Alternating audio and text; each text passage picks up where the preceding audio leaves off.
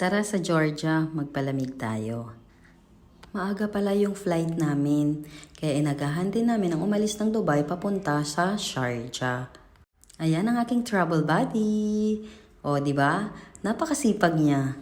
So, inabot na kami ng liwanag papunta sa Sharjah Airport dahil Air Arabia ang aming sinakyan. Alam nyo ba na wala pa kaming tulog dyan? Dahil excited kami at syempre, inumaga na rin kasi kami sa pag-iimpake.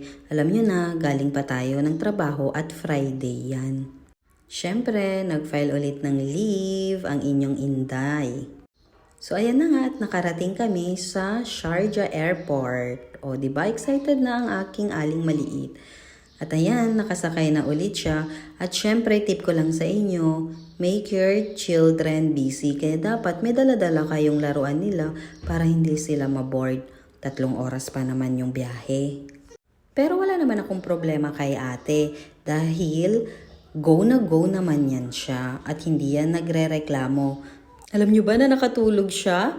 Pagkatapos tinanong ba naman sa akin, "Are we in heaven, Mama? Are we going to see God?" Alam niyo yun, kinabahan ako. Oh my God, anong pinagsasabi ng anak ko, di ba? Tapos yun, kailangan mo lang i-explain sa kanya na syempre nasa lapap kayo dahil nga nakalipad pa at nasa taas pa kami. Malapit na yan kaming bumaba or mag-landing. Ang ganda pagmasdan, no? Kapag nasa taas ka. Alam mo yung para nare-relax kang tignan. Sa kabila ng pagkabisi sa ating trabaho, kailangan din natin ng panahon para mag-travel. Ayan, at nakarating na kami sa Georgia. Sabi ko sa inyo on the go yan talaga si ate at hindi yan nagre-reklamo sa lakaran. Oh. Ayan, nakabihis na siya. At alam nyo ba na siya lang ang nagbibihis sa sarili niya? Siya ang nagde-decide kung ano yung isusuot niya at siya rin nagde-decide kung ano yung mga gagamitin niya. Ayan, sabi niya, "Mama, maglato-lato ako dito sa Georgia." Akalain mo yun, yung aking nene ay nakapaglato-lato sa Georgia. Ang saya-saya niya kaya, tapos sasabihin niya, papakita ko to kasi kila Ading at saka sa mga pinsan ko. Kalain mo yun? Tapos ayun, sa hindi inaasahang panahon, umuulan. Ito nga pala yung first day ng aming trip. Pagkatapos naming mag-check-in sa hotel, ay dumiretso na kami agad dito sa Trinity Church. Diba, nakaka-amaze talaga yung view nila dito sa Georgia. At pagkatapos, kung saan na kami dinadala ng aming napakabait na tour guide. Guys, ang bait niya po talaga. May connection siya sa Pinas Tourism, kaya thank you talaga sa Pinas Tourism dahil binigyan kami ng tour guide na napakabait. Tapos yun, dinala kami sa smallest clock in the world. So ayan, tapos hinintay namin na lumabas yung angel. Kahit umaambon, hinintay talaga namin siyang lumabas. Dahil sabi nila, kapag nag-wish ka, pag lumabas siya, magkakatotoo. Ewan ko, pero parang oo nga, kasi sa totoo lang, ang tagalan nito last August, tapos ngayon ko siya i-upload, 2024 na. Tapos, yun napansin ko, lahat ng wish ko that time is nagkatotoo. As in, alam mo yung mapapa-thank you Lord ka na lang, nasa tiwala lang din talaga. Gabi hinintay ko talaga yan kahit umaambon dahil umaasa ako na magkakatotoo yung wish ko, which is nagkatotoo na nga. Kaya kapag napadpad kayo dito, huwag niyong kalimutang mag-wish ha. Siyempre, samahan natin ng sipag, tiyaga, determinasyon, at pananalig sa Diyos. Lagi mong tatandaan, walang imposible sa Diyos kung ikaw ay nananalig at mayroon kang determinasyon. Sabi nga nila, 'di ba? Nasa Diyos ang awa, nasa tao ang gawa. Ayun, bumalik na siya at pumasok na siya sa loob pero paupo-upo pa kami ni Aling Maliit. Kasi nga napagod din kami sa kakalakad. Alam mo 'yun, may part kasi na paakyat papunta diyan. Pero hindi naman gaanong mataas. Tapos hanggang sa pumunta kami doon sa Infinity Bridge nila. 'Di ba? Feel na feel ni Aling Maliit ang maglakad-lakad dyan. Alam niyo bang umaasa siya na sa dulo niyan ay may park? Tapos pala may mga makikita kayo dyan na yung mga tumutugtog. Huwag kayo agad-agad maniniwala kasi naniningil pala sila. Buti na lang mabait yung aming tourist guide. Tinuruan niya kami or na-brief na niya kami bago kami pumunta dyan. Tapos yun, pinasubok niya sa amin yung cable car. Grabe ang ganda. Tanaw na tanaw mo din talaga yung Tbilisi. Tapos ayan, umaambon pero ayos lang. Kasi at least nakikita mo pa naman siya. Nakikita mo pa yung magagandang view nila. Friendly din yung aming tourist guide, tsaka mahilig siya sa bata kasi sabi niya may anak din daw siya na kasing edad ng aking anak. Kaya alam mo yun, alagang-alaga din niya yung anak ko kahit na hindi kami masyado or kahit nakakakilala lang namin, alam mo magaan yung loob niya sa bata kaya hindi problema kung may bata kayong kasama. Alam mo yung feeling na parang taga dito ka or something na parang ang gaan ng loob mo sa Georgia. Alam mo yung ang babait ng mga tao, tapos mafe-feel mo talaga na i-welcome ka nila. Tapos ayan, nasa taas na kami. 'Di ba ang ganda guys? Ma-amaze ka naman talaga kaya sabi ko nga parang naiwan yung puso ko sa Georgia. Kung may pagkakataon lang ako, babalikan ko talaga siya. Para sa akin, na nature lover, mas gusto ko kasing pumunta sa Georgia nang walang snow. Kasi tignan mo naman, makikita mo talaga yung totoong ganda niya. 'Di ba? Nandyan kami sa may Mother of Georgia. Kaya tanaw na tanaw mo yung buong Tbilisi. Alam mo yun, hindi mo maipaliwanag yung saya, gaan, na lahat ng mga stress na naramdaman mo sa Dubai sa trabaho, at least mawawala dito. Kasi nga naman kahit na panay ang lakad, hindi mo iyon mararamdaman kapag nakakakita ka ng mga magagandang tanawin. Ito po pala, yung tourist guide namin, hindi siya kagaya ng iba na iiwan ka lang, idadrop ka lang tapos hahayaan ka. Itong kasama namin ay talagang ipapaliwanag niya sa inyo bawat detalye ng mga lugar na pinupuntahan nyo. As in, sasamahan ka talaga niya, nakabuntot talaga siya sa inyo at i-guide niya kayo kung ano-ano yung mga dapat nyong gawin. At muntik na ako mapabili doon sa may bandang Mother of Georgia ng mga souvenirs pero sabi niya, may part dyan na may murang bilihin. Hindi kanya or pagsasabihan ka niya na huwag kang bumili dito kasi mayroon pang mas mura na pagbibilhan mo. Which is true kasi nakabili kami ng mga murang souvenirs. Ito pala na hinayaan kong lakad na lang ng lakad yung anak ko habang nagbibideo ako ng ganyan ay tumuloy-tuloy siya sa tulay. Which is tinawag ko na siya kasi hindi kami papunta doon kundi dito lang banda kasi hihintayin namin yung sasakyan. Kaya sabi niya, Mama, bakit hindi mo ako tinawag? Kasi hindi ko na malayan kaka-video ko. Nandun na pala yung anak ko. As you can see, lahat ng parte ng Tbilisi ay napakaganda. Kahit yung mga buildings nila, ma-amaze ka rin naman talaga. Para siyang old Europe. Hindi naman siya as in na old, pero ang ganda talaga ng Georgia. Sinasabi ko sa inyo, maganda talaga, lalo na sa Tbilisi. Bali city tour pala namin ito. Tapos yan, sabi niya, gusto niyo bang bumaba? Pero mas maganda pag sa gabi, sabi niya. Kaya sabi ko naman, o sige, mamayang gabi na lang kami maglalakad-lakad dyan. Sabi naman ng tourist guide, okay lang kasi malapit naman ito sa hotel ninyo. So yun ang kagandahan kay Pinas Tourism dahil ang hotel na ibibigay sa inyo ay malapit lang din talaga sa downtown. Ay, nakakapagod din pala mag-voice over, no?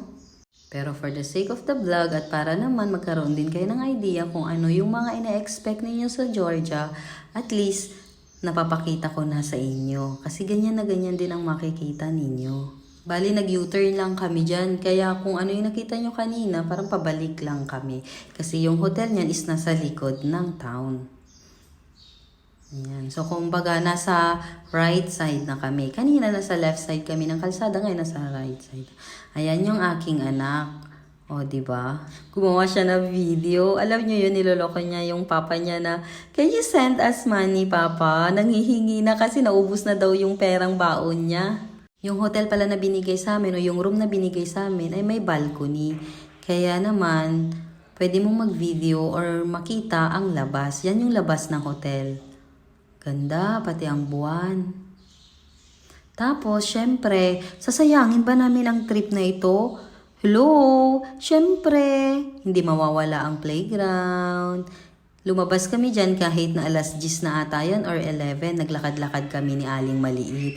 'Di ba? Sabi ko sa inyo, on the go ang aking anak. So yung hotel namin sa baba niya, mayroong playground. Kaya naman tuwang-tuwa ang aking anak. At talaga nga namang siya rin ang nagsabi sa akin na malabas tayo, punta tayo sa playground at maglakad-lakad. Sarap talaga makasama yung anak ko. Mas masarap sana kung kumpleto kami. Kaso may trabaho kasi yung tatay nila. Pagkatapos, yun namang si baby brother niya, hindi ko naman kayang dalawa ang bibit-bitin ko kasi maliit pa si Ading. Siyempre, magpapabuhat yun, which is hindi ko na kaya kasi may mga bagahe pa kami. Kaya nagdesisyon na lang din yung asawa ko na iwan ko na lang din si Ading at saka sa susunod na travel namin, abangan nyo sa Azerbaijan. Kasama ko na silang dalawa pati yung nanay ko. So, ayan pala yung aming hotel room. Ganyan lang siya, simple lang. Dalawa lang kami ng anak ko dyan. Ayan, at saka yung CR is nandyan. O, diba nakasabit pa yung bag ko. Ayan yung CR nila. Walang bathtub pero ayos lang kasi may shower room naman sila. Tsaka malinis yung kanilang hotel.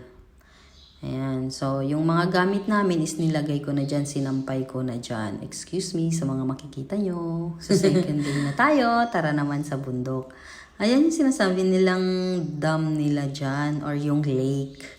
Ang ganda dyan, guys. Parang gusto ko na ngang tumambay dyan na hindi na mag-proceed sa iba pa. Pero syempre, kailangan nating tapusin yung tour. Kasama yan sa binayaran natin. Kaya kailangan magsipag tayo. Ayan. 'Di ba? Ang ganda-ganda talaga dyan. Wala akong masasabi sa vlog na ito kundi ang ganda talaga ng Georgia. At subukan nyo na rin. Hindi talaga kayo magsisisi. Hay, paulit-ulit ko na lang din sasabihin sa inyo na parang naiwan yung puso ko doon at parang gusto ko talagang bumalik doon. Ayan, sinubukan din namin ni Ading yung kanilang swing. Tapos, magkano na yung binayaran namin dyan? Parang 5 dirhams para lang makasakay dyan. At yung nagvi-video is yung may-ari din yan, yung nagpaparenta. Yan. Tutusawa naman yan, inasa sa inyo yan. Pero syempre, hindi naman pwedeng maubos yung time natin dyan, di ba? So, ayan, enjoy lang din namin ni Adik. Tapos nakarami din kami ng picture dyan. Syempre, sa dami ng picture, ilan lang din yung makikita nyo talaga na may post din po natin. Ayan, enjoy din si ate.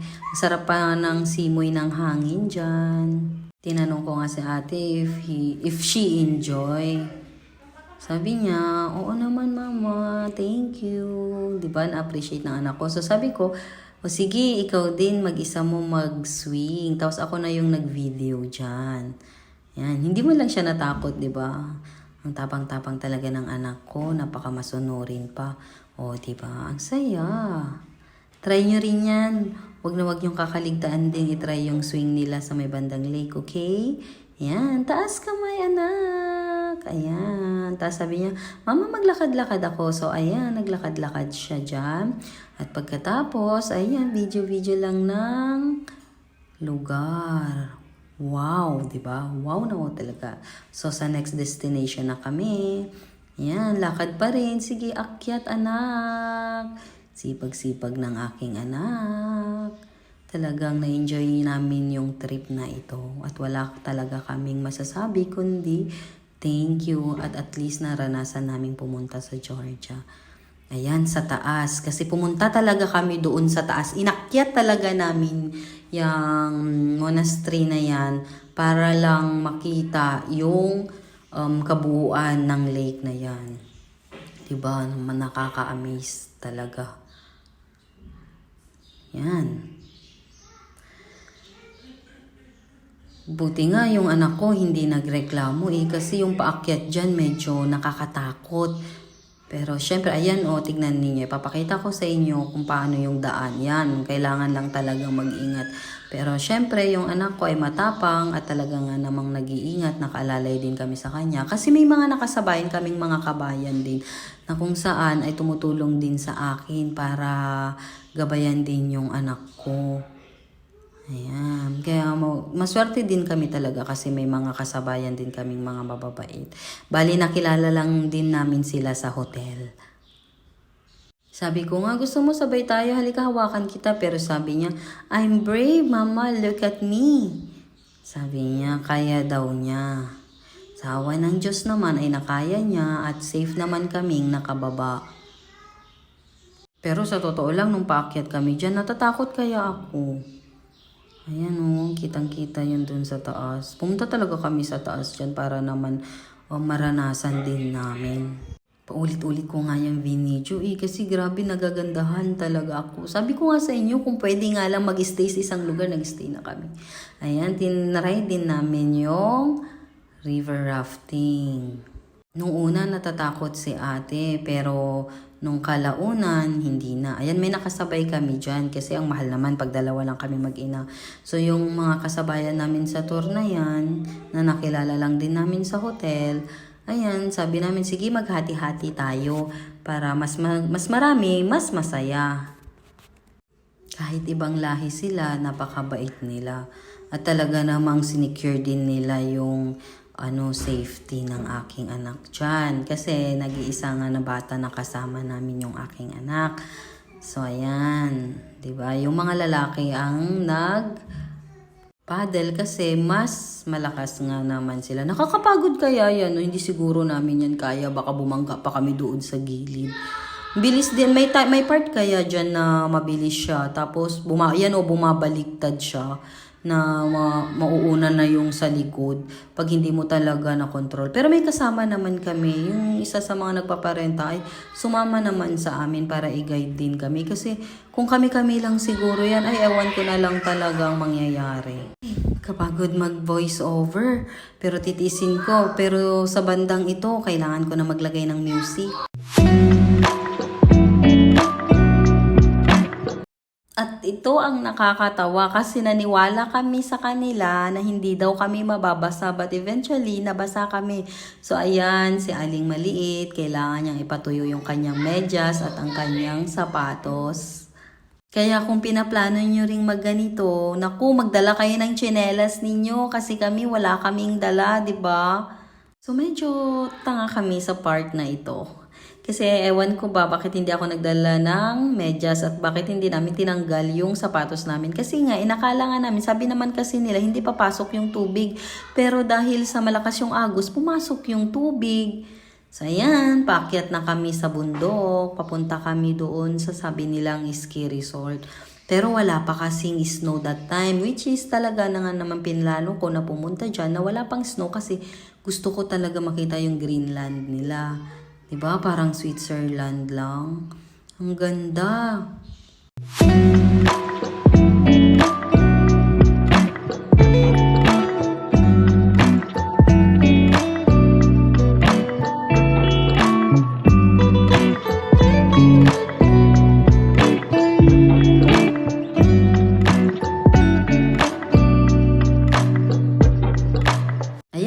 Nakarating na kami sa Gudaure. Isa yan sa pinupuntahan talaga. Kapag nag-i-snow, sobrang kapal ng snow dyan. Alam niyo ba kahit na wala pang snow dyan, sobrang lamig talaga. Kaya tinry pa rin ni Ading na mag-swing. Tapos ayan lamig na lamig si Ading. Ginaw na ginaw talaga si ate. Pero sabi ko sa kanya, kailangan natin i-enjoy to. Kasi pagbalik natin ng Dubai, mainit na naman. Kaya tiisin natin yung lamig. Saglit lang naman ito eh. Diba ate? Ayan, gandang pagmasdan. Nasa taas kami ng bundok. Tapos sabi ko kay ate, sumayaw ka ate kasi may gagawin akong trend sa Reels. Kaya yan, sumayaw siya dyan kasi may tugtog sa Reels na kung saan bagay yung ganyan na steps. Kaya tiniis din naman niya ako, diba? On the go talaga ang aking cutie pie na anak. Tapos may dala-dala siyang bubbles, kaya syempre, mawawala ba ang bubbles sa kanya pag may hangin? Syempre, hindi. Kaya tuwang-tuwa siya sa bubbles niya. Ayan. Hindi nga siya natakot dyan kasi pag ako, parang natatakot akong lumapit banda dyan kasi ang taas-taas kaya. Tapos tinry din namin, may part doon na may upuan, tinry din namin. O, di ba si Madam, sabi niya, wait mama, ganito yung pausing ko. Sabi niya, kaso, syempre, yung nature din, yan. Syempre, mag-iinarte din si Mama Belle dyan, na kunwari, ay naka-escape ako sa city. At ngayon ay nandito tayo sa bundok. O, di ba, feel na feel ni Mama Belle.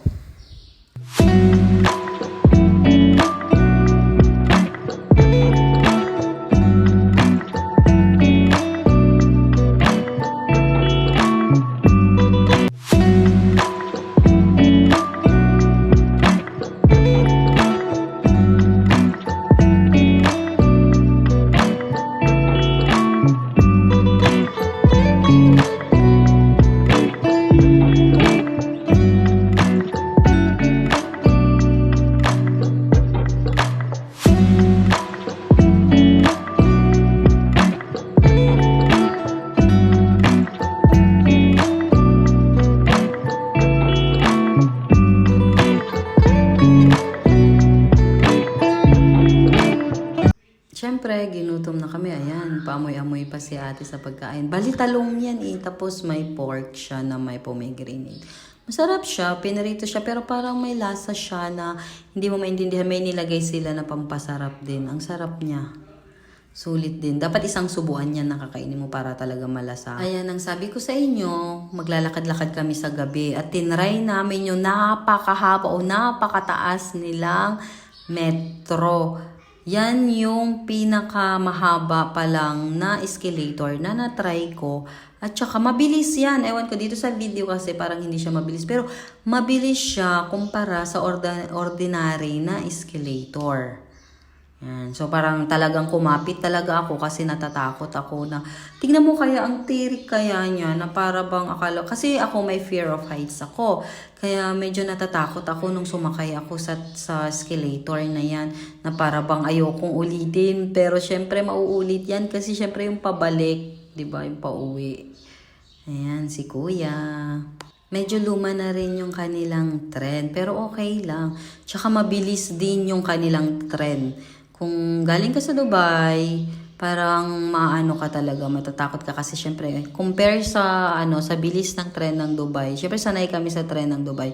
Maano kami diyan para malulula kasi kami dahil sobrang bilis din ng takbo ng tren nila diyan. Pero ang ganda, nakaka-miss din kaya yung tren nila, 'di ba? Lumang tren pero ang ganda-gandang sumakay. Tas ang babait ng mga tao. Nagpapaupo din sila kapag kung sakaling wala. Ayan, pabalik na kami. At si ate, ayun natatakot siya. Alam mo yun, hindi niya alam pero natatakot talaga siya dyan. Kahit ako, natatakot din ako. Pero sabi ko, i-guide kita. Siyempre, ang aking anak ay talaga namang brave. Sabi nga niya, gagawin kong lahat, mama, para ma-enjoy din daw niya. O, diba? Ayan, lakad-lakad na kami ng aking baby girl. O, diba? Feel na feel ni Mama Belle. Tara, lakad ulit. Ayan, lakad-lakad lang kami sa town nung gabi. Kasi hindi pa naman kami inaantok. So, ayan. Pwede ka naman kasi maglakad-lakad dyan dahil safe naman ang kanilang lugar. Bali, ginagawa pa ata itong banda dito. So, ayan. Tapos, yan na ang huli kong lakad sa Georgia kasi pa-check out na kami that time. Bumili lang kami ng pasalubong kaya lumabas kami ng maaga kasi 10 yung check out namin. And then syempre ayan, nasa airport na kami at si ate nakipaglaro kasi yung airport nila is may palaruan. Kaya habang hinihintay yung flight, naglalaro pa sila ate dyan at saka yung mga ibang bata. Friendly naman yung aking anak kaya okay lang kahit mga ibang lahi yung kanyang kalaro. Tapos ayan, tinawag na kami and hanggang dito na lamang ang aking vlog para sa